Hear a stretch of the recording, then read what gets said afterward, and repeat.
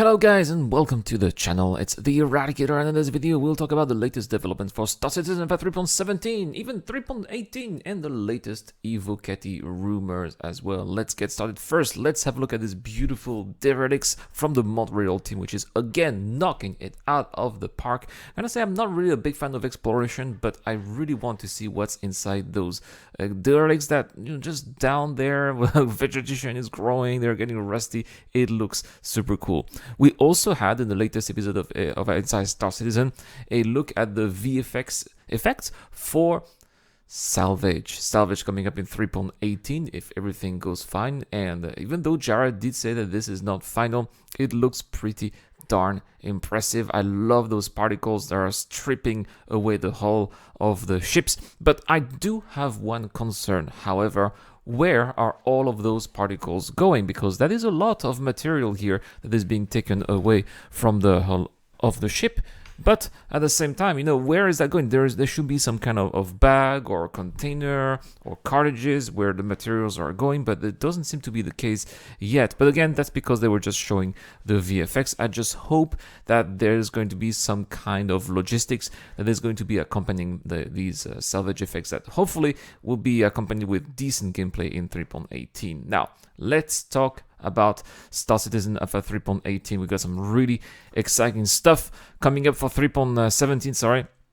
And in the latest F patch, which was released today to the Evocators, guys, they have added volumetric clouds to Hurston, something that they were not really so sure of when they shown the volumetric clouds earlier this cycle. In the episode of Inside Star Citizen, there was a spring report, and they said that those clouds may or may not make it to Hurston. Well, it looks like they are making it, and they have been added to the latest patch.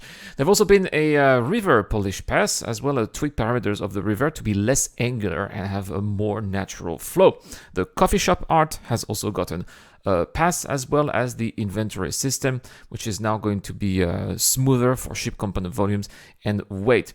There's also been a small GPU particle performance pass for the Kratual, if you have a Kratual, and also an Apo Anox. The thruster particles will now render through GPU instead of CPU. They fixed 6 line crashes, a server crash, and listen to that, a quantum back-end service optimization. Yes, confirmed again that quantum is in the build, and they're starting to make it work, doing modifications, tweaking it so that it gets into a playable state when we get to our hands onto the latest build 3.17. Right, bug fixes.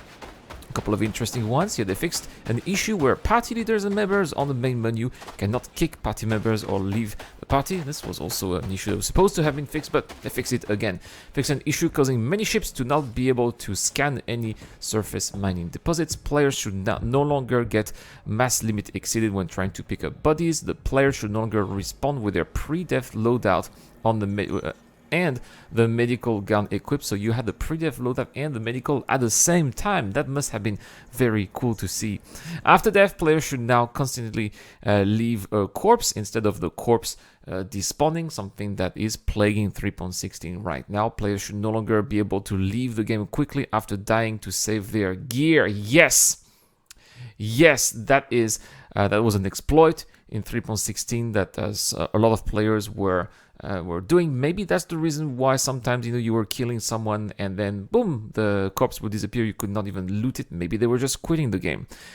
Right click plus equip should no longer cause items to go missing. Using the request landing binding key to take off should no longer leave inconsistent results. They want that to be as reliable as possible. Obviously, the marker showing the location of the mission should no longer move rapidly across space, preventing players from reaching it. They fixed an issue causing some variants of the 300 series to consume hydrogen fuel at an unintended rate. They fixed an issue causing multiple ships to collide or get stuck to the Starfarer when docking at certain angles for refueling. The Argo Raft copilot should no longer be able to control the ship's power when the pilot is present.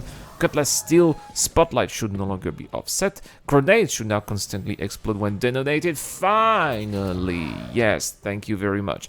Equipment loadout should no longer get stuck and remain in highlighted gray state. Fix an issue causing inventory to close randomly when quickly equipping gear.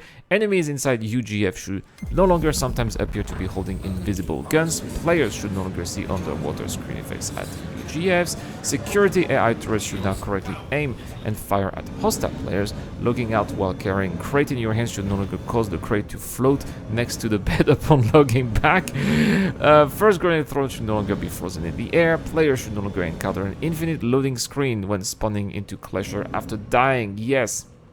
But again, that is not the first time that we see this bug coming back and forth. There's a lot of issues with Clasher, and I hope that they'll be able to fix a couple of those in 3.17. And they fixed an issue causing the vendor stand around RI18 to go missing. That's it for this quick patch. What do you guys think about the volumetric clouds coming up to Hurston? Do you think we're gonna have some more little surprises like this for Star Citizen 3.17? Let me know in the comment section down below to get a chance to win a hull A or a hull C. The hull C comes with LTI. All you have to do is to answer the question and subscribe to the channel in public settings. Otherwise, I can't know that you're subscribed, right?